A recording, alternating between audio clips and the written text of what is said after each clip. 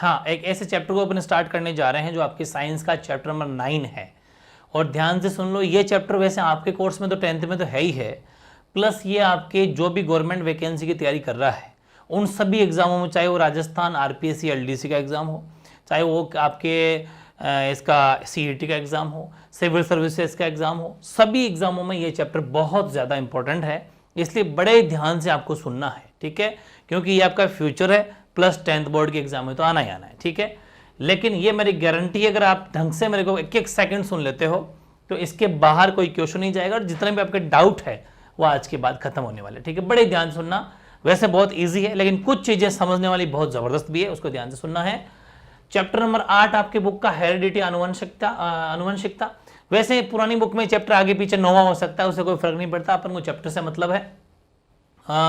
वैसे आप जानते हो कि आप सुनते होंगे कि आनुवंशिक है, ये तो मतलब ये तो हमारे गुण जो पीढ़ियों से पीढ़ियों चले आ रहे हैं भाई, जैसे अपने पापा के गुण अपने में आना और अपने के आगे से जाना, अपने दादा के अपने पापा में आना, वो जो गुण है, वो जो मतलब एक तरीके से एक दूसरे के जो लक्षण है, जो ट्रैट है, वो एक दूसरे एक से आगे वाले जनक पीढ़ियों में चलते जो रहते हैं, वो सब होता है, ठीक है।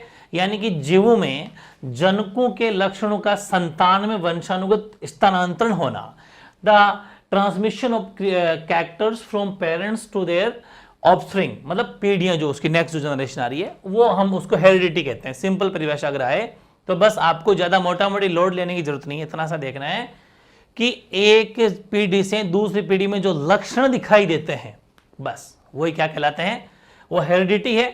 वो आपके, ये आपने देखा होगा, ये तो इसके पापा पे जैसा दिखता है, इसकी मम्मी जैसी दिखती है, वो सेम मतलब वैसा ही, वो जो गुणित है वो आनुवंशिक है, हेरिडिटी कहलाती है, ठीक है। आगे मैं बात करता हूं थोड़ी सी और, कुछ डिफरेंशिएट भी होते हैं, ये भी एक छोटी सी, जो जितने में नोट्स बनवाए वो प्रॉपर है, उसको तो ढंग से समझना।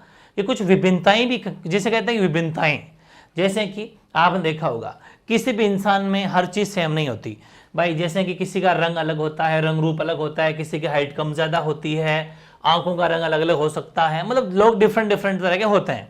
जैसा कि अपन भी अपने घर में भी अपन एक सभी के सभी एक जैसे नहीं होते, ठीक है। तो किसी प्रजाति के व्यक्तियों के बीच इन अंतरों को हम कहते हैं विभिन्नताएं। एग्जाम में क्वेश्चन आएगा कि वेरिएशन क्या है, विभिन्नताएं क्या है, तो आंसर क्या होगा कि in all human beings have different characteristics, complexion, height, eye colors, etc. These differences among the individuals of a species are called variation. ये वेरिएशन कहलाता है, ये विभिन्नताएं कहलाती है। हर इंसान अलग अलग अपनी पहचान रखता है, ये बात सच है, ठीक है। सबके आंखों का रंग अलग होता है, सब अलग अलग दिखते हैं, सबके अलग रंग रूप होता है, सबके अलग अलग हाइट होती है, सब वट एवर, ठीक है। छोटी सी परिभाषा लिख लेना। अब मैंने कुछ और परिभाषाएं, मतलब इस चैप्टर को बहुत सजाया है मैंने, आपको प्रॉपर सजाना है, इसको लिखना है। पहली बात तो है कि लक्षण क्या होते हैं, ट्रेट्स क्या होता है। देखो लक्षण क्या होते हैं बताओ। लक्षण का मतलब है कि जैसे पापा वाले लक्षण हमारे में दिखना, या मम्मी वाले लक्षण हमारे में दिखना लक्षण, ट्रेट, ठीक है। यानी कि जीवधारी में जो भिन्न भिन्न गुण विद्यमान होते हैं लक्षण कहलाते हैं, ठीक है।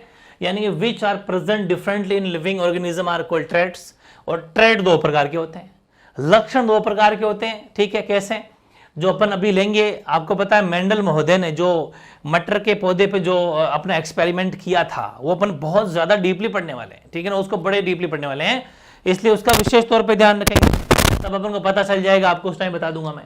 तो ध्यान रखें, लक्षण दो प्रकार के होते हैं, ट्रेट्स आर 2 टाइप्स। कौन कौन से, प्रभावी लक्षण डोमिनेंट ट्रेट्स, और दूसरा अप्रभावी लक्षण रिसेसिव ट्रेट्स। मतलब वो प्रभावी का मतलब है जो हमें दिखते हैं, अप्रभावी का मतलब जो हमें नहीं दिखते, बस इतना सा आंसर है इसका। कैसे, मैं आपको बताता हूं।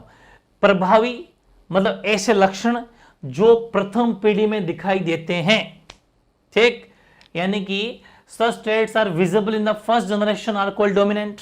और अप्रभावी ऐसे लक्षण जो प्रथम पीढ़ी में छिपे रहते हैं, जैसे कि अभी अपन कैपिटल टी स्मॉल टी के बीच में कराएंगे, आगे बताऊंगा मैं, संगत कराएंगे, सब कराएंगे। तो इसका मतलब क्या हो जाएगा, जैसे मटर का लंबापन, तो मैं लिख दूं टी टी, ठीक है। इसमें क्या होगा कि यहां पर एक कैपिटल टी है और एक स्मॉल टी है, ठीक है। लेकिन आप इसका नाम क्या लोगे, इसका नाम लोगे लंबा। क्यों, क्योंकि कैपिटल जो टी है बड़े टी को ऐसा मान लो क्योंकि वो टॉल को दिखाता है। इसका मैं आपको ऐसे इजी तरीका बताऊंगा याद करने का, कि घर में सपोज 2 भाई है तो बड़े भाई की बात माननी है आपको, तो कैपिटल टी मतलब कैपिटल टी प्रभावी है, स्मॉल टी छुपा हुआ है। समझ में आ गई? मतलब इसको, हालांकि इसमें स्मॉल टी का मतलब बोना होता है, भाई स्मॉल टी का मतलब ड्वार्फ होता है, और कैपिटल टी का मतलब टॉल होता है, लंबा होता है, लेकिन फिर भी हम इसको क्या बोलेंगे? इसको हम बोलेंगे संकर लंबा। क्या बोलेंगे? संकर लंबा, यानी कि हाइब्रिड टॉल। हाइब्रिड टॉल बोलेंगे हम इसको, ये ध्यान रखना, ठीक है। इसका मतलब हमने फाइनली इसको कहा तो लंबाई है, समझ में आ गई? इसका मतलब ये कि इसमें प्रथम पीढ़ी में दिखाई देता है, कैपिटल टी का लक्षण दिखाई दे रहा है, प्रभावी है, ठीक है। और इसमें होगा हमेशा स्मॉल टी, स्मॉल टी बोना है ये, इसमें कैपिटल टी आपको कहीं नजर नहीं आएगा।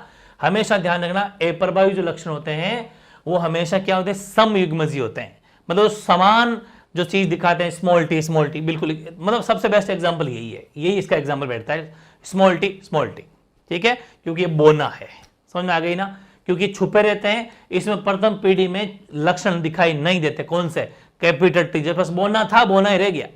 समझ में आ गई ना? कोई लक्षण अलग से दिखाई नहीं दिए।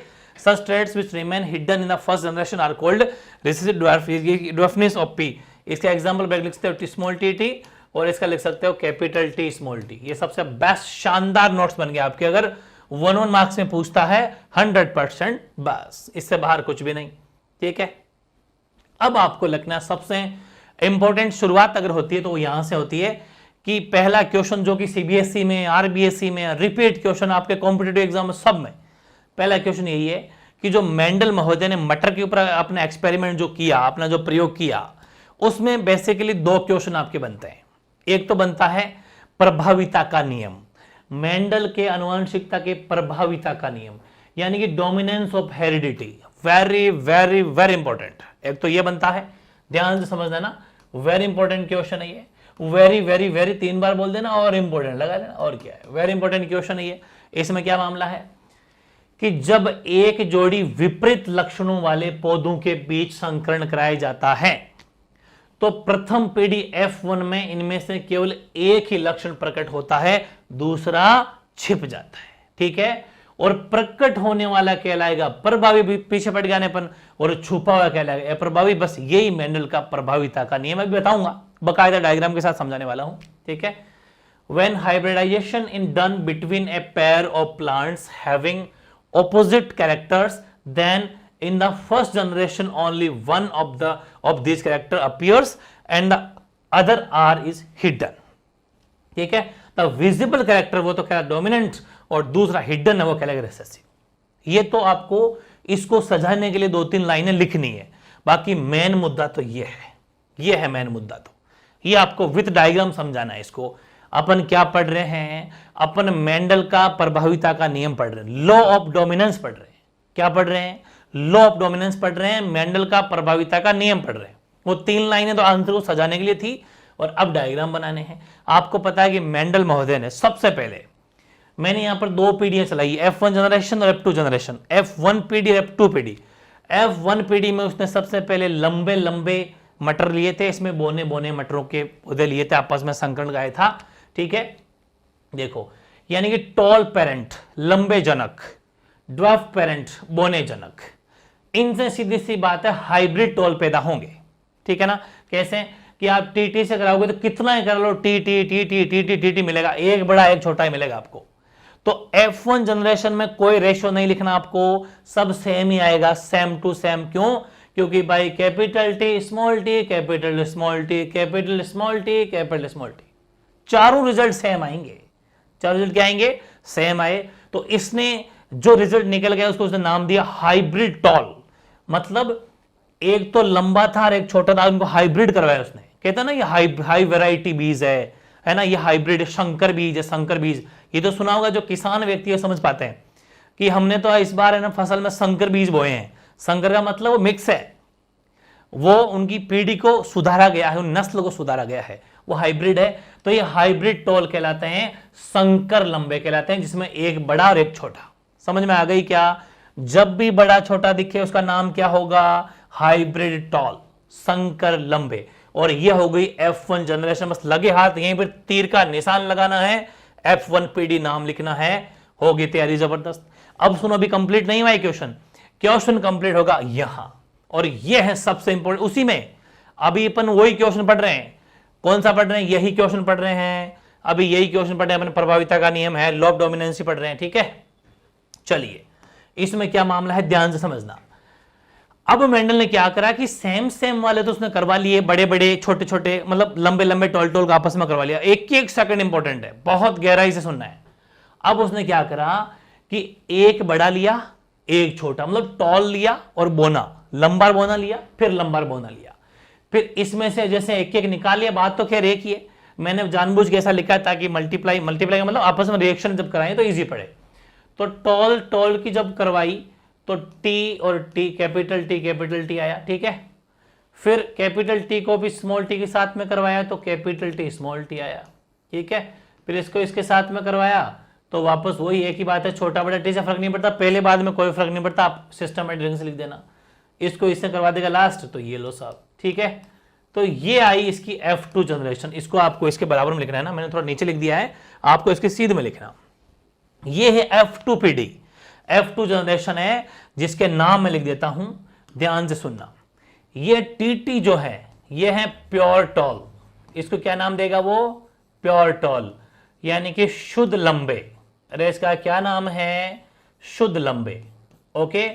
और ये है आपके हाइब्रिड टॉल, हाइब्रिड टॉल, ठीक। ये भी आपके हाइब्रिड टॉल, मैं शॉर्ट में लिख रहा हूं, ठीक है, यानी कि संकर लंबे, संकर लंबे। और ये भी क्या है, ये भी कहलाए संकर लंबे, ठीक है, ओके। और ये है प्योर ड्वार्फ, ड्वार्फ का मतलब बोने, ये है शुद्ध बोने, ये क्या है, ये है शुद्ध बोने। ये हो गया काम, ठीक है ना। चलिए ये सिस्टम अलग है भाई, बॉक्स बंद कराओ, ये सिस्टम बहुत इंपॉर्टेंट है, तो अलग से पढ़ेंगे अपन। तो सुनो, ये चारों नाम दे दिए अपन ने, प्योर टॉल क्योंकि टी प्योर लंबे है, शुद्ध लंबे शुद्ध बोने। लेकिन ये दोनों मैंने कहा था ना, जब भी कैपिटल टी स्मॉल टी दिख जाए इसका मतलब है हाइब्रिड टॉल, संकर लंबे, ठीक, ओके। अब सुनो, अगर आपसे एमसीक्यूज में पूछे, अलग से बता रहा हूं ना, थोड़ा मैं, मेरी आदत है, मैं आपको सिर्फ किताबी कीड़े नहीं बनाना चाहता, थोड़ी एक्स्ट्रा बातें बताना चाहता हूं। अगर यहां से क्वेश्चन आता है कि संकर लंबे हाइब्रिड टॉल किस में आते हैं, वो अप्रभावी लक्षण होते हैं या फिर प्रभावी लक्षण होते हैं, मतलब वो आपके डोमिनेंट होते हैं या रेसिसिव होते हैं। देखो मैं बताता हूं आपको, ये इनमें से पूछेगा कि वो प्रभावी लक्षण दिखाते हैं या प्रभावी दिखाते हैं, मतलब डोमिनेंट दिखाते हैं या रेसिसिव दिखाते हैं।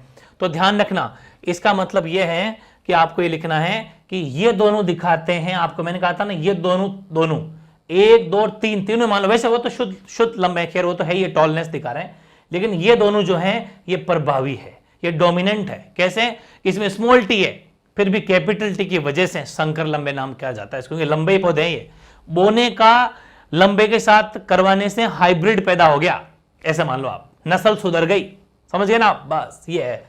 अब सबसे बड़ी बात ये है, अच्छा ये भी लिखना, ये जनक है, पेरेंट है, और ये युग्मक है, गैमेट्स है, बिल्कुल बगल में लिखना, शानदार प्रॉपर बनाना, फुल मार्क्स अगर चाहिए तो। अब सबसे इंपॉर्टेंट बात, ये डायग्राम बनाने के बाद में F2PD लिख देना, ये जो रिजल्ट निकलेगा ये रिजल्ट है F2PD। अब आपको इनके नीचे लिखना, मेरे पास तो स्पेस नहीं था, मैंने यही लिख दिया है, आपको नीचे लिखना है, वो सबसे इंपॉर्टेंट बात है, फिनोटाइप रेशियो और जेनोटाइप रेशियो, यानी कि समलक्षणी अनुपात और जीनी अनुपात। जीन में तो जीन को तो जीनी बोलते हैं हिंदी में भी। अब ये सबसे इंपॉर्टेंट फैक्टर, ये कंफ्यूजन भी है, ठीक है, लेकिन आज के बाद कंफ्यूजन नहीं रहने वाला। देखो जीनोटाइप जो होता है वो होता है बिल्कुल सेम, जैसे कि ये टॉल है, बिल्कुल सेम का मतलब जो अपने आप में सेम है, अपने आप में सेम है, जैसे कि टॉल, यस टॉल एक है, फिर बोना, यस बोना एक है, ठीक है। और फिर ये आपके लाइन वाइज में अगर चलूं तो लाइन वाइज चल लेता हूं, रुको, कि जैसे ये प्योर 1 अपने आप में, ये दोनों सेम अपने आप में है ना, अपने आप में सेम, बिल्कुल सेम है, तो ये लो साहब 2, और ये अपने आप में सेम, अपने आप में सेम होना, ठीक है, मतलब अपने आप में सेम होना। ये क्या है, ये प्योर टॉल है, ये क्या है, हाइब्रिड टॉल है, ये क्या है, ये प्योर ड्वार्फ है, मतलब ये शुद्ध लंबे हैं, एक रेशो हो गया, एक बार है, संकर लंबे 2 बार है ना, 1 2 तो 2 हो गया, और शुद्ध बोने प्योर ड्वार्फ एक ही बार है, तो 1:2:1। हाँ, ये कोई फर्क नहीं पड़ता कि आप 1:1:2 बोलो या 2:1:2 कैसे बोल दो, वो आपने जैसा डायग्राम बनाया वैसा लिख देना। मैंने डायग्राम ऐसा बनाया है तो 1:2:1 हो जाएगा, रेशियो आगे पीछे से कोई फर्क नहीं पड़ता। लेकिन अब बात आती है, तो मैंने जीनोटाइप लिखा है, अब बात आती है फिनोटाइप, समलक्षणी। समलक्षण तो सेम लक्षण दिखाते हैं भाई, जैसे कि ये भी लंबाई है भाई, वो शुद्ध फ्युद्ध को छोड़ो आप, वैसे तो लंबाई है ना, उसको अपन क्या बोलते हैं, शुद्ध लंबा। ये भी तो संकर लंबा है, तो लंबाई ना, लंबा लंबा लंबा, तीनों ही लंबे भाई, वो भले है तो टोल ना तीनों, मतलब समलक्षणी, लक्षण सेम, दिखने में सेम है, हाँ तीनों लंबे। तो लंबे हो गए 3 और एक हो गया बोना, बोना तो एक ही है, समझ आ गई। इसलिए ध्यान रखें, वेरी इंपॉर्टेंट क्वेश्चन यही बनेगा कि फेनोटाइप रेशियो क्या होता है, कब, इस वाले डायग्राम, मतलब इस वाले रूल में जो अपन लॉ ऑफ डोमिनेंस पढ़ते हैं। ध्यान रखना, एग्जाम में क्वेश्चन क्या आएगा कि प्रभाव, जो गवर्नमेंट नौकरी में यह आता है कि प्रभाविता के नियम में, फिर सुन लो, लॉ ऑफ डोमिनेंस में क्या कहा मैंने, प्रभाविता के नियम में, लॉ ऑफ डोमिनेंस में फिनोटाइप रेशियो क्या होता है और जीनोटाइप रेशियो क्या होता है, जीनी अनुपात क्या होता है, संदर्भ अनुपात क्या होता है, ये पूछा गया है। तो 3:1 होगा, इसका 1:1 होगा। समझ में आ गई ना, डन, वेरी गुड, बिल्कुल सही है। अब लेते हैं अपन अगला क्वेश्चन, जो जिसको छपना ही पड़ेगा, 100% मोस्ट है, बहुत ही शानदार क्वेश्चन है।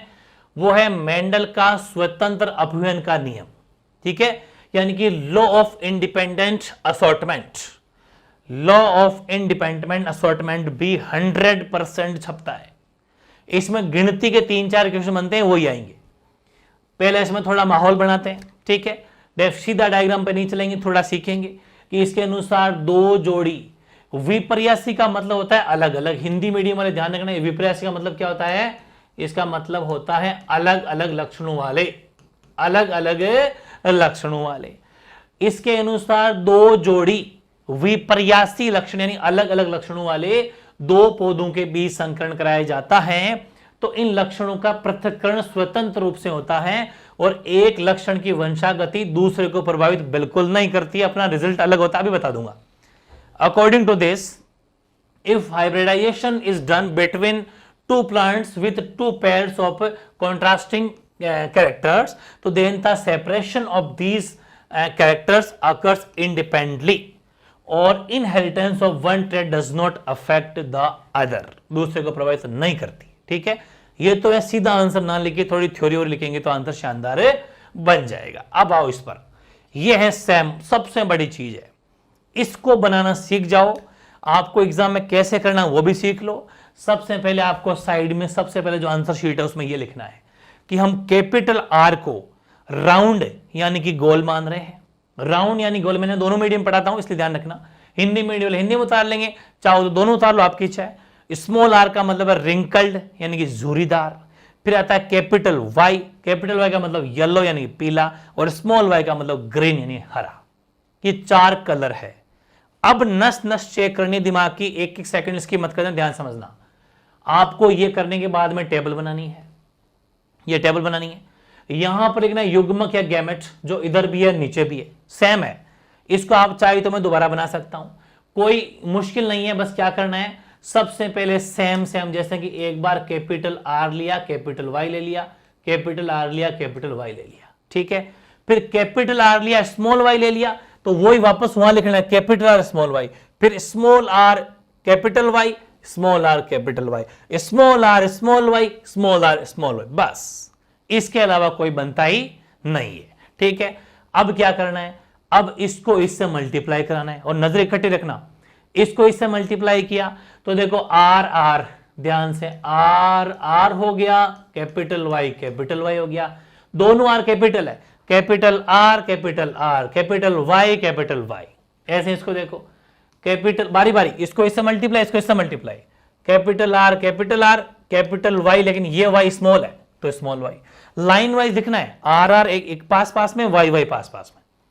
ऐसे इसको इससे capital R small R capital Y, ये भी कैपिटल वाई। अब इसकी पहचान कैसे होगी, कैपिटल वाई को सीधा लिख देंगे और स्मॉल वाई के ऐसे गांठ लगा देंगे तो पहचान हो जाएगी। ऐसे इसको इससे capital R small R capital Y small Y, ठीक है ना, मैं गलती ना हो जाए, कोई ध्यान रखना। इसको इसने किया तो capital R capital Y small Y, Y भी पहले बड़ा लिखना। ऐसे इसको किया तो कैपिटल आर स्मॉल वाई, ऐसे इसको इसने किया कैपिटल आर स्मॉल आर और ये कैपिटल वाई तो फिर स्मॉल वाई, तो पहले वो लिख दो फिर ये लिख दो, ताकि सिस्टम में ढंग से रहेगा तो इजी, पकड़ भी इजी रहेगी। इसको इसने किया तो कैपिटल आर स्मॉल वाई, ऐसे इसको इससे कर देंगे तो कैपिटल आर कैपिटल वाई, ऐसे नेक्स्ट कर देंगे अपन। तो कैपिटल आर कैपिटल वाई, इसको इससे कराओ स्मॉल आर कैपिटल वाई, इसको इससे कराओ स्मॉल आर और कैपिटल वाई स्मॉल वाई, इसको इससे कराओ कैपिटल आर और कैपिटल वाई स्मॉल वाई, इसको इससे कराओ कैपिटल आर स्मॉल वाई, इसको इससे कराओ स्मॉल वाई, नहीं गलत हो गया, कैपिटल वाई स्मॉल वाई, इसको इससे कराओ, इसको लास्ट बच गया तो स्मॉल वाई, ये बन गया आपके रिजल्ट। बड़े ध्यान से आपको बनाना है। अब सबसे बड़ा मुद्दा है इनका नामकरण करना, मतलब ये तो सब लिख दिया, अब इनके नाम करेंगे अपन, नाम लिखेंगे तो फिर वही वापस प्रभाविता वाला रूल अप्लाई करना है, मतलब लॉ ऑफ डोमिनेंस हर जगह काम करेगा। दोनों तरीके सिखाऊंगा, इसमें भी अपन दोनों सीखेंगे। इसमें अपन जीनोटाइप रेशो निकालेंगे, मतलब जीनोटाइप का मतलब जीन अनुपात निकालेंगे, और दूसरा आपका जो हो जाएगा सम फिनोटाइप, जो इसको अपन बोलते हैं समलक्षणी, दोनों अनुपात देखेंगे। बहुत गजब का क्वेश्चन है। अब क्या करें साहब, अब इसका नाम करेंगे। ये आपके सामने 4, 4, 8, 4, 12, 4, 16 परिणाम है। अनुपातों का योग सम ऑफ रेशो 16 होना चाहिए, ये पहचान भी है। कुल मिलाकर जो भी टाइप लिखोगे ना, चाहे जीनोटाइप का रेशो हो चाहे फिनोटाइप का रेशो हो, उनका सम 16 होना चाहिए, 16। ठीक है, अब कैसे होगा देखो, कैपिटल आर कैपिटल वाई।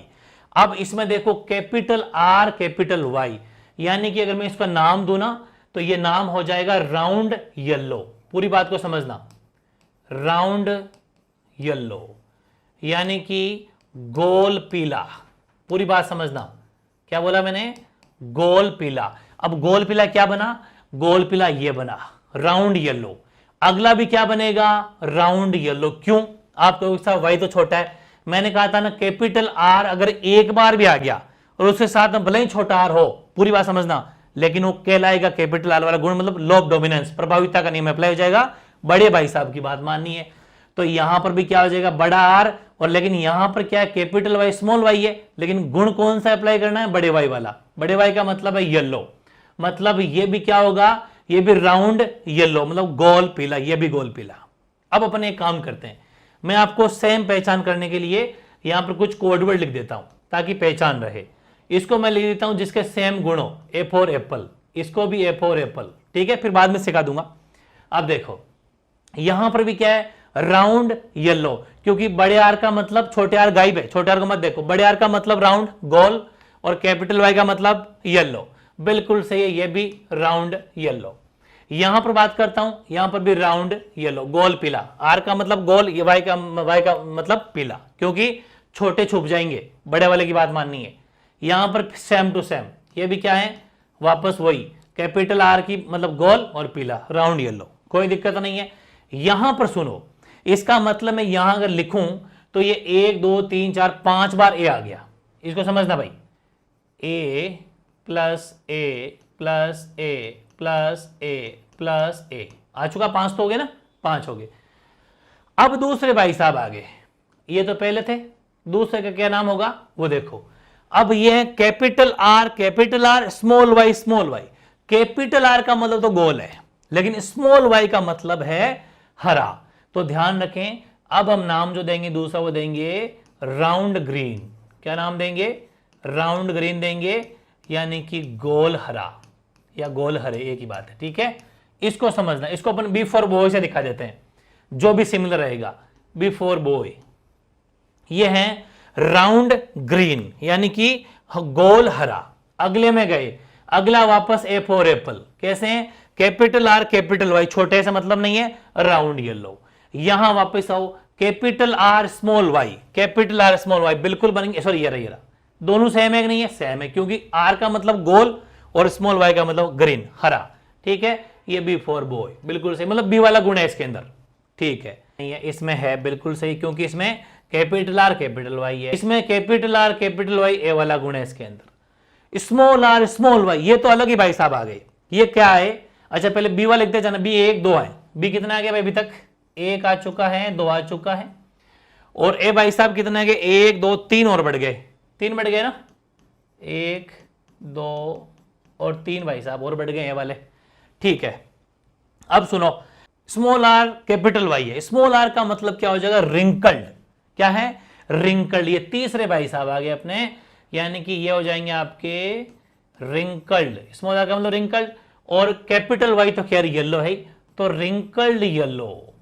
ठीक है, यानी कि झुर्रीदार पीले, झुर्रीदार पीले। इनको अपन सी से दिखा देंगे भाई। ये लो साहब, झुर्रीदार पीले, रिंकल्ड। ठीक है ना भाई? आर का मतलब स्मॉल आर का मतलब झुर्रीदार, वाई का मतलब पीले। फिर यहां पर क्या है? वापस सेम बिल्कुल सी भाई साहब है, देख लो भलाई। स्मॉल आर का मतलब रिंकल्ड झुर्रीदार, कैपिटल वाई का मतलब येलो। यहां आ जाओ, कैपिटल आर कैपिटल वाई, ये तो ए वाला गुण है, मतलब राउंड येलो है। यहां पर वापस देखो, कैपिटल आर ये बी वाला गुण है, capital R small Y round और ग्रीन, राउंड ग्रीन, ये बी वाले भाई साहब है। ठीक है, और ये देखो ये वापस क्या, ये वाले सी वाले भाई साहब है, ये सी, ये देख लो भलाई, दोनों सेम है। जुरीदार येलो, रिंकल्ड येलो मतलब जुरीदार पीले, और ये जो है आर आर वाई वाई, ये चौथे भाई साहब है।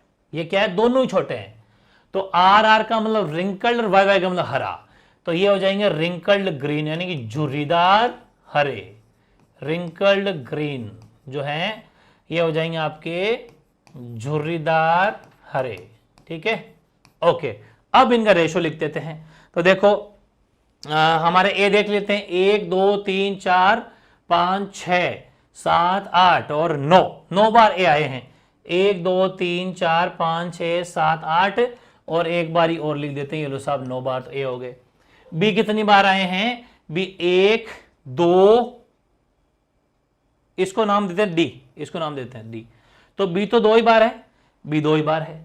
और सी कितनी बार आए हैं? 1 2 3। ठीक है, और बी कितनी बार आए थे? बी तो 1 2 3, हाँ बी 3 है भाई, बी 3 है, ओके बी 3 है। और सी कितनी बार आए हैं? 1 2 3, और तो कहीं नहीं है ना, सी 3 बार ही है, तो सी प्लस सी प्लस सी, और डी भाई साहब तो एक ही बार है। तो देखो 9 3 12 3 15 1 16, प्रॉपर बिल्कुल 16 बन गए हैं। तो मतलब ये जो मैंने लिखा पूरा खोल के, ये आपके फिनोटाइप रेशियो है, ये जीनोटाइप नहीं है, ये भी ध्यान रखना, ये फिनोटाइप है। तो मुझे एक पेज चाहिए, है ना, या फिर इसको यहीं लिख देता हूं, चलो ये पूरा बहुत ज्यादा इंपॉर्टेंट तो यही था, वैसे इसको अपन थोड़ा सा यहीं लिख देते हैं। ये आपका जो अनुपात निकल के आया वो 9 रेशियो 3 रेशियो 3 रेशियो 1, 9 अनुपात 3 अनुपात 3 अनुपात 1 निकल के आया। इसको अपन कह देंगे फिनोटाइप रेशियो। ठीक है, ये कौन सा फिनोटाइप रेशियो है, इसको जरूर ध्यान रखना।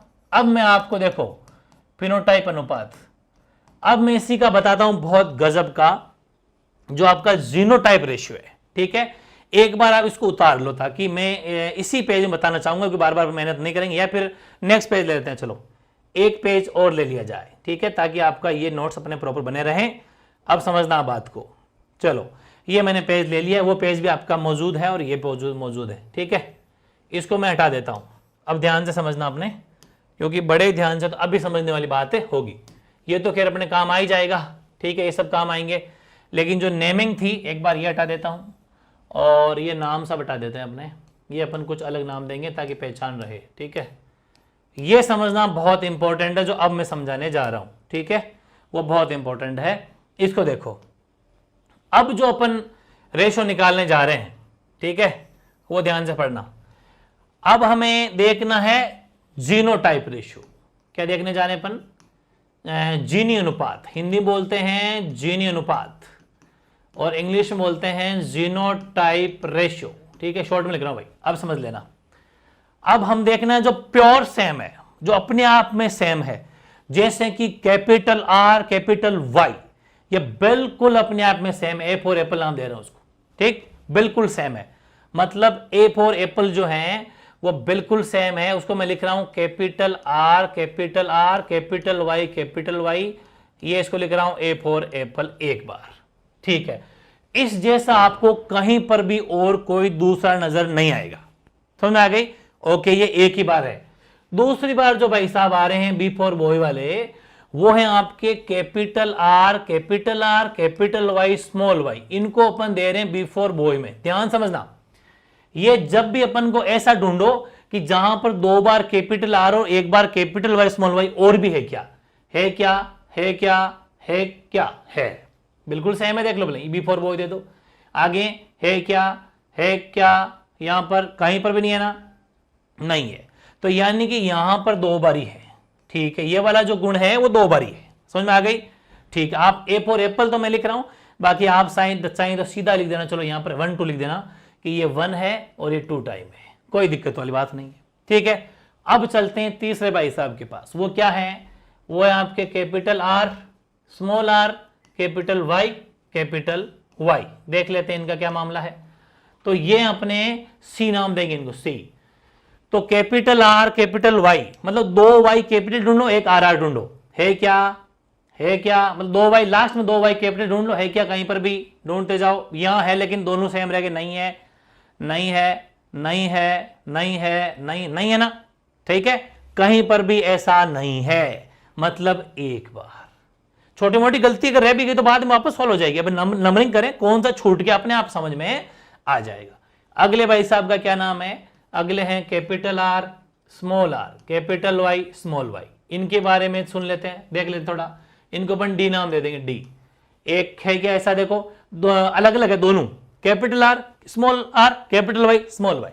है क्या, है क्या, बिल्कुल है, कैपिटल आर स्मॉल है ना, बिल्कुल सेम है क्या, नहीं है। यहां देखो, यहां तो खैर गलती हुई है, इसको देखो कि यहां पर जो अपना है capital R capital Y small Y है ना भाई। यहां पर क्या होगा, ये अपन मल्टीप्लाई कर रहे हैं, फर्स्ट में इसमें देखो ये रहा कैपिटल आर स्मॉल आर, दोनों वाई कैपिटल है, दोनों वाई क्या है, कैपिटल है, तो ये तो नहीं होगा, सिली मिस्टेक है भाई, ध्यान कर लेना इसको। ठीक है, बाकी देखो डी कहां पर है, बाकी डी पर देखें तो यहां पर क्या डी नहीं है, नहीं है ना, ये है बिल्कुल, ये रहा है बिल्कुल है, यहां पर नहीं है, यहां पर नहीं है, यहां पर है ना, कैपिटल स्मॉल, तो यहां पर डी है, और तो नहीं है।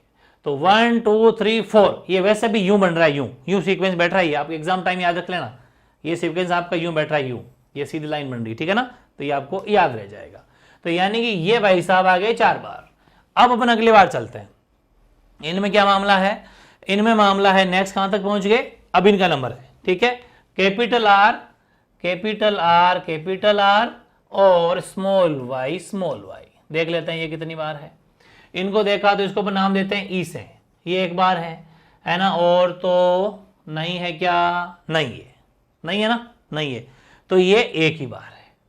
ठीक है, और कोई रह जाएगा तो वैसे वापस आ जाएगा, और ई हो गया। अब देखते हैं अपन एफ का नाम देते हैं, जिनका नाम है कैपिटल आर और स्मॉल वाई, इनको देख लेते हैं। तो कैपिटल आर है लेकिन कैपिटल वाई रह गया, कैपिटल आर बिल्कुल सही है क्या, देख लो है ना सही, तो ये एफ हो जाएगा, बिल्कुल सही है, 2 आ रहा है। अब किन का नंबर आ रहा है, अब नंबर आ रहा है इनका ABCDF, जी नाम दे दो, जी, ये जी है। जी क्या है, कैपिटल आर कैपिटल वाई। इनकी बात करें तो जी भाई साहब हैं, 2 वाई कैपिटल देख लो, नहीं है, ये तो एक ही बार है। अब नंबर आता है जी एच, इनका क्या नाम है, स्मॉल आर कैपिटल वाई। ये हम देखते हैं तो एच यहां पर है। ठीक है, और आपके बस एक ही बार है। ठीक है, ये भी एक ही बार है ना, यह गलती हुई है, ये भी शायद देखो 1 1 4 बार आना चाहिए था, काम मिस्टेक रही अपन देखनी पड़ेगी भाई। ठीक है, कि यहां पर क्या है, ये अपने स्मॉल आर कैपिटल वाई लिया। ठीक है, चलो नेक्स्ट देख लेते, कोई रहेगा तो अपन चेक कर लेंगे। अब स्मॉल आर और कैपिटल वाई, ये जो नेक्स्ट भाई साहब हैं वो है स्मॉल आर कैपिटल वाई, इनको देखते हैं, ये वाले GHI, ये देखो आई यहां पर, और ये रहा आई, दोनों सेम है। ठीक है, तो 2 आ गए इनके, दो किनके आगे, इनके दो आगे, और लास्ट ये बच जाते हैं small R small R small Y, ये तो सिर्फ अपने एक ही है। ठीक है, ये आपको ध्यान रखना। और अपन सी जो चेक करे थे, सी है ना, ये रहा सी, कहां गलती देख लेते हैं। सी में कैपिटल आर स्मॉल आर और कैपिटल वाई ये लिखा था, यहां है सी और अपना, और कहां है, एक लिखा क्या अपने, और देखो हाँ ये देखो यार, ये रिपीट हो गया, ये रिपीट हो गया, दोनों सेम है, ये और से बिल्कुल सेम है।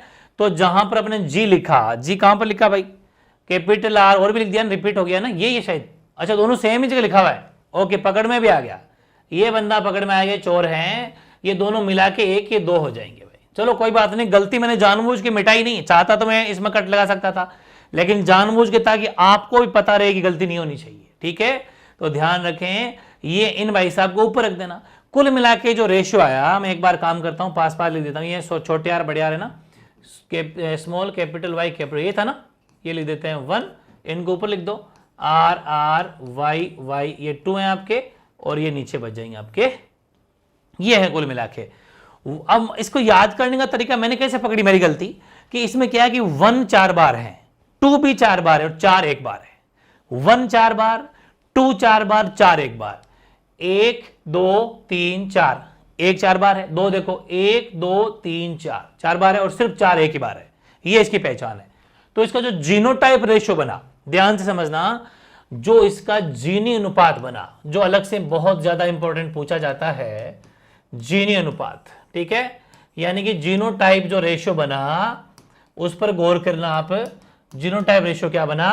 तो 1, वैसे आप लाइन वाइज भी देख सकते हो, फर्क नहीं पड़ेगा, लेकिन इसके अकॉर्डिंग लिखेंगे अपन 2 2 4 2 2 4। ठीक है, इसके बाद में 1 2 1 2 1 2 1 2 1। ठीक है ना, मतलब कि 1 2 3 4, 1 2 3 4, 4 अकेला, ये आपका जीनी अनुपात है, इसको मत भूल जाना। ठीक है ना, तो बहुत शानदार क्वेश्चन, इसको ढंग से अपन को करना है, बहुत ज्यादा इंपॉर्टेंट था। ठीक, अब लेता हूं मैं नेक्स्ट और लास्ट क्वेश्चन। हाँ, अब ये जो क्वेश्चन है अपना लास्ट क्वेश्चन है, क्योंकि वैसे हाई लेवल की चीज अपन सीख ली, लेकिन ये अपने की मनुष्य में लिंग निर्धारण कैसे करते हैं, ये अपना लास्ट टॉपिक है इस कोर्स का, यानी कि सेक्स डिटर्मिनेशन इन ह्यूमंस। ठीक है, मतलब आपने सुना होगा, मैं आपको एक बात बताता हूं कि पहले पुनर्जन्म में, या फिर आजकल के जमाने में जहां पर गांव देहाती जगह है, वहां पर ऐसा कहते हैं ना कि हमारे घर में जब से बहू आई है तब से, मतलब कि हमारे लड़कियां भर्ती घर के अंदर, जबकि वो एक कहावत बिल्कुल गलत साबित है, क्योंकि लड़कियों के पास में, आज आपको पता चलेगा खुद को, वैसे आपने जो पढ़ रखा तो भी ज्यादा मजा आने वाला है, पूरी समझ में आ जाएगी चीज, कि लड़की के पास में तो वैसे ही XX गुणसूत्र होते हैं। ठीक है, और लड़के के पास में X और Y होते हैं। तो सेक्स डिटर्मिनेशन का काम, लिंग निर्धारण का काम लड़का करता है, इसमें दोष लड़की का होना, हालांकि ये कुरीति है समाज में, हालांकि लड़कियां आज लड़कों से बहुत आगे हैं, लेकिन जो समाज के लोग मानते हैं उनकी बात बता रहा हूं, उनके ऊपर थप्पा है ये, कि लड़की हो या लड़का, ये निर्धारित करने वाला गुणसूत्र ही लड़के के पास है। ठीक है ना, लड़की को दोष देना सरासर गलत है इसके अंदर, आज आपको पता भी चल जाएगा, देखना अब इस चीज को। ठीक है, तो ध्यान से अपन इसको समझेंगे, एक एक चीज को अपन लेंगे, कि आपको सबसे पहले तो ये देखना है कि थोड़ी सी डेफिनेशन वगैरह देख लेते हैं, कि मनुष्य में लिंग निर्धारण, आपको हेडिंग क्या लगानी है आंसर में, मनुष्य में लिंग निर्धारण, सेक्स डिटर्मिनेशन इन मैन। मनुष्य में लिंग निर्धारण लिंग गुणसूत्रों द्वारा होता है, बिल्कुल सही बात है, यानी कि sex determination in humans is done by chromosomes, sex chromosome होते हैं। मनुष्य में 23 जोड़ी, ये एमसीक्यू तैयार हो गया आपका, ऑब्जेक्टिव क्वेश्चन में सीधा सीधा पूछा जाएगा कि मनुष्य में कितने जोड़ी गुणसूत्र होते हैं, वैसे 23 जोड़ी, 23 जोड़ी होते हैं, जिनमें से जो 22 जोड़ी होते हैं वो ऑटोसोम्स कहलाते हैं, या ऑटोजोम्स भी बोल सकते हो, कहलाते हैं, जबकि जो 23वां गुणसूत्र होता है, देखो 23 जोड़ी होते हैं कुल, 23 जोड़ी, 23 कुल होते हैं, उनमें से 22 जोड़ी तो ऑटोजोम्स होते हैं, ऐसा मान लो कि 22 तो दोनों में सेम होते हैं। 23वां गुणसूत्र जो लड़के के पास वाई होता है, वो ही फिक्स करेगा कि लिंग कौन सा होगा, मैं लिंग का गुणसूत्र कौन सा हो। तो इसलिए एग्जाम में अगर क्वेश्चन आए कि लिंग गुणसूत्र कौन सा है, यानी कि अगर आपसे पूछे कि सेक्स क्रोमोसोम कौन सा है, तो 23वां गुणसूत्र है, 23rd पेयर, समझ में आ गई क्या। 23वां जोड़ा जो होता है वो लिंग निर्धारण का काम करता है, कि लड़का होगा या लड़की, ये ध्यान रखना। ठीक है, तो जबकि 23वां जोड़ा लिंग गुणसूत्र कहलाता है। यानी कि ये अपने पढ़ लिया कि there are 23 pairs of chromosome in humans out of which 22 pairs are called autosomes and while 23rd pair is called sex chromosome, या फिर अपन कह सकते हैं सेक्स डिटर्मिनेशन, इसका काम वो करता है। ये आपको ध्यान रखना, ठीक है। चलो नेक्स्ट बात क्या है, नेक्स्ट ये कि पुरुषों में 23वें जोड़े के गुणसूत्रों में एक गुणसूत्र X तथा दूसरा गुणसूत्र Y होता है। पुरुषों में X और Y होता है, जबकि स्त्रियों में 23वां जोड़ा दोनों ही XX होते हैं। ये समझ में आ गई? बिल्कुल सही है। यानी कि मेन जो 23वां जोड़ा है वो contains one chromosome X and other chromosome Y, ठीक है। क्रोमोसोम का मतलब गुणसूत्र। वुमेन की मैं बात करूं तो both chromosomes of the 23rd pair वो दोनों XX होते हैं, तो इसमें लड़के कोई दोष नहीं है, उसके पास तो है ही XX। अब लड़के से कौन सा गुणसूत्र निकलता है, X निकलता है, Y निकलता है, वो डिपेंड करेगा लड़का लड़की पर, ठीक है। तो ध्यान रखना है कि X गुणसूत्र मादा संतान के लक्षण धारण करते हैं, मतलब फीमेल के, जबकि Y गुणसूत्र लड़के के नर संतान के लक्षण धारण करते हैं, और अन्य सभी ऑटोसोम दैहिक लक्षणों को धारण करते हैं, वो तो बॉडी स्ट्रक्चर के लिए होते हैं। गुणसूत्र 23वां लिंग निर्धारण करने का काम करता है। ध्यान रखें, जो 23वीं जोड़ी है लिंग निर्धारण का काम वही करती है, ठीक है। यानी X chromosome carry the characteristics of female offspring, और वाइल Y जो क्रोमोसोम है वो आपको डिपेंड करता है मेल ऑफस्प्रिंग, ठीक है, ऑफस्प्रिंग हो जाएगा। और ऑल अदर ऑटोसोम्स कैरी वो आपके सोमेटिक ट्रेट्स होते हैं जो बॉडी स्ट्रक्चर के लिए काम आते हैं। अब मैं इन चीजों को आपको बेसिकली बताऊंगा डायग्राम से, लेकिन थोड़ा सा और जानेंगे कि युग्मक बनते समय पुरुष के आधे शुक्राणु में X गुणसूत्र तथा आधे शुक्राणु में Y गुणसूत्र होते हैं। मादा में तो केवल एक ही होता है, अंडा बनता है, मादा के पेट में अंडा बनता है, एग बनते हैं, अंडाणु बनते हैं, जिसमें सिर्फ और सिर्फ X होता है, ठीक है, वो अपन पढ़ चुके। जब पुरुष का X गुणसूत्र वाला शुक्राणु अंडाणु से मिलता है, निषेचन करता है, तो पैदा होने वाली लड़की होती है, क्योंकि XX लड़की के पास X है और लड़के का भी X है, तो XX हो गया, लड़की हो गई। यदि पुरुष का Y गुणसूत्र वाला शुक्राणु अंडाणु से निषेचन करता है तो लड़की के पास X है, अंडाणु है, एग है, और उसका Y है, तो XY बना। तो XY बनेगा तो सीधी सी बात है उसमें जो है XY का मतलब लड़का होगा, ठीक है। बाकी लिंग निर्धारण को मैंने आपको आरेख में दर्शाया गया है, मतलब लिंग निर्धारण प्रक्रिया को आरेख में दर्शाया गया। आरेख बनाऊंगा, अभी बनाऊंगा। At the time of gamete formation half of the male sperm have X chromosomes and the other half of Y chromosome, ठीक है। only one gamete जिसको अपन egg बोलते हैं is formed the female in which X chromosome is located, और when is man sperm carrying X chromosome fertilize the egg, तो the child born is a girl, bracket में XX लिख देना। और if man sperm carrying Y chromosomes fertilize तो the egg, तो then child born in boy यानी XY। तो the sex determination process is shown in the diagram, जो कि मैं आपको डायग्राम बता रहा हूं। आगे देखो, आओ एक बार डायग्राम सिखाता हूं। डायग्राम में क्या करना है, आपको इधर तो लिख देना है, चलो मेल, मेल का मतलब हो जाएगा पुरुष, ठीक है। और इधर अपन बात करते हैं फीमेल, फीमेल का मतलब हो जाएगा स्त्री बोल दो चाहे महिला बोल दो, एक ही बात है, ठीक है। स्त्री बोल देता हूं, महिला बोल देता हूं, बात एक ही है। अब सुनो, मेल के पास में क्या है XY, फीमेल के पास में क्या है XX, ये गुणसूत्र है, ठीक है। अब क्या हुआ साहब, अब सीधी सी बात है, अगर मेल का X गुणसूत्र निकलता है तो फीमेल का तो सीधी सी बात है X एग है, X ही बनेगा, और दोनों के रिएक्शन से, फर्टिलाइज से, निषेचन से XX, यानी कि यहां पर क्या हुई लड़की, ये हो गई गर्ल। बात आपको समझ में आ गई, ठीक है। अब यही डायग्राम फिर से आप चाहे तो बना सकते हैं या फिर यहीं पास में रख सकते हैं, ऐसे ही कि अगर वापस से बना देता हूं तो येलो कलर बना देता हूं कि XY और XX, यानी कि ये मेल है और ये फीमेल है, ठीक है। अब इससे अगर Y होता है, निकलता है, इससे तो X फिक्स है भाई, इधर तो XX फिक्स है, ठीक है। तो फिर इन दोनों के निषेचन से फर्टिलाइजेशन XY, यानी कि यहां पर क्या हो जाएगा लड़का, यानी कि बॉय। बस ये प्रोसेस है जो डायग्राम में आपको प्रॉपर बना के आना है, वो तो थ्योरी थी, डायग्राम था। वैसे ओवरऑल चैप्टर अपना हो गया कंप्लीट, लेकिन कोई छोटी मोटी मैंने डेफिनेशंस और लिखी आपके 1-1 मार्क्स की, उनको लिख लेते हो तो मतलब एकदम नोट्स बन जाएंगे आपके, सोने चांदी नहीं डायमंड से ही महंगे बन जाएंगे, ठीक है। तो ध्यान से समझो, कुछ डेफिनेशंस है। समयुग्मजी यानी कि होमोजाइगोस क्या होते हैं, ये होमोजाइगोस जो भी बातें अपने पढ़ी उनको परिभाषा में भी पूछा जा सकता है, डेफिनेशन में पूछा जा सकता है कि condition in which both the genes of same type are present. वो तो होते हैं होमो, मतलब कारकों में जो सजातीय जोड़े होते हैं उनमें दोनों कारकों में जो समान गुण पाए जाते हैं, समान गुण, उनको हम बोलते हैं समयुग्मजी।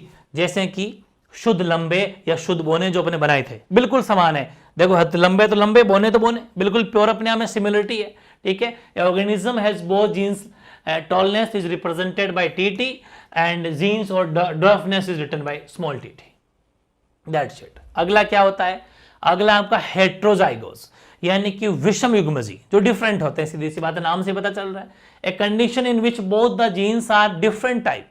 एग्जाम्पल, एक organism has capital T small t means it has a genes for tallness and other for dwarfness, but the tall character will be dominant or expressed। लेकिन हमें कौन सा दिखाई देता है, हमें सिर्फ टॉल दिखाई देता है, हालांकि है तो टी और टी, इसमें बड़ा छोटा दोनों है, लेकिन हम इसको क्या कहेंगे, है तो लंबा, टॉलनेस, इसको वही कहेंगे ना संकर लंबा, यानी कि अपन इसको क्या करेंगे, हाइब्रिड टॉल। ऐसे क्या होगा हिंदी में कि यदि जीन्स के किसी जोड़े में दो विपर्यास अलग अलग, विपर्यास का मतलब अलग अलग लक्षणों वाले कारक होते हैं तो विषम युग्मजी कहलाता है। उदाहरण कैपिटल टी स्मॉल टी, इसमें बोने के लक्षण भी है लेकिन प्रभावी कौन सा है, लंबा। इसको हम क्या कहते हैं, इनको हम कहते हैं संकर लंबे, है ना, मतलब जबकि बोना है इसमें लेकिन दिखाई नहीं देता, ठीक है। यानी कि हम क्या कह देंगे इसको कह देंगे हाइब्रिड टॉल, है ना, शानदार चीज, बहुत शानदार। अगला क्या है, जीनोटाइप, जो अब लिख रहे थे अपन, जीनोटाइप का रेशियो लिख रहे थे, यानी लक्षण हिंदी में बोलते हैं, वैसे जीनोटाइप आता है हिंदी में, जीनोटाइप या फिर हिंदी में ये भी आता है जीनी अनुपात, है ना, एक ही बात है जीनी। तो लक्षण रूप जीनोटाइप, जीनी, हिंदी में ध्यान रखना, वैसे जीनोटाइप याद कर लो। It is a genetic makeup of an individual, ठीक है, यानी कि जीव का अनुवंशिक संगठन रूप जीनोटाइप कहलाता है। जैसे कि शुद्ध लंबा अपने आप में एक गुण है, ये अपना सेम क्वालिटी रखते हैं टीटी, ये अपने आप में सेम क्वालिटी रखते हैं स्मॉल टीटी, और ये अपने आप में सेम क्वालिटी रखते हैं हाइब्रिड, यानी कैपिटल टी स्मॉल टी, ठीक है। यानी कि pure tall plant is express capital TT, dwarf plant is small TT and hybrid tall plant express capital small TT. अपने आप में जो सेम सिमिलरिटी रखते हो, खुद के गुण समान रखते हो, वो जीनोटाइप, जो मैंने आपको सबके अनुपात निकाल के भी बता दिया।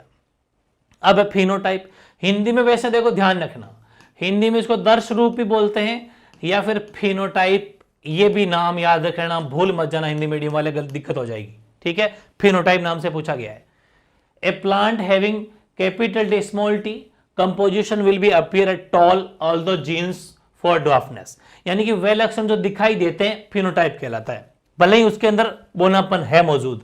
जैसे कि टीटी का मतलब इससे लंबे लक्षण को दिखाई देता है जबकि इसमें बोना भी है, भाई बोना है ना इसमें, देख लो यार बोना, लेकिन हम किसको दिखाई बात कर रहे हैं, कैपिटल टी, मतलब कि संकर लंबे की बात कर रहे हैं, जबकि इसमें बोना भी है, हाइब्रिड टॉल।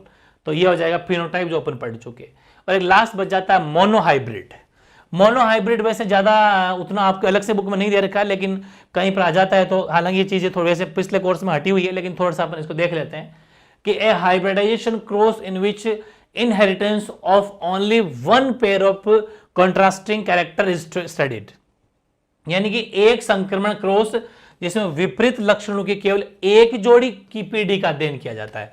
जैसे कि मटर के पौधे की हाइट, कि वो कैसा है, वो चाहे कैसा भी हो, मोटा मोटी अपन वो नहीं देखते, लंबा है या बोना है, बस तो आंसर आ जाएगा, या तो टॉल है या बोना। अब भले वो हाइब्रिड टॉल हो, शंकर लंबा हो, चाहे शंकर बोना हो, चाहे शुद्ध लंबा, कैसा भी हो, लंबा है तो लंबा बोल, बोना है तो बोना बोल, ठीक है। तो भाई ये था बहुत ही शानदार चैप्टर, कैसा लगा जरूर कमेंट करना, मजा आ गया होगा। और जिंदगी में दोबारा पढ़ने की जरूरत नहीं है, चाहे कॉम्पिटेटिव एग्जाम की तैयारी कर लेना, चाहे अपने 10th की, इससे बाहर कुछ भी नहीं जाएगा। लेकिन ध्यान रखें, अब अपन जैसे ही साइंस के काफी सारे चैप्टर हो जाएंगे, फिर अपन MCQ सीरीज चलाएंगे, ठीक है। तो उसमें कुछ 1 लाइनर MCQs वाले क्वेश्चन करा दूंगा, तो आपकी और ज्यादा डीपली तैयारी हो जाएगी, ठीक है। तो ये था अपना चैप्टर नंबर 8 हेरिडिटी, आनुवंशिकता, जो कि अपना आज कंप्लीट हो गया, ठीक है। ओके।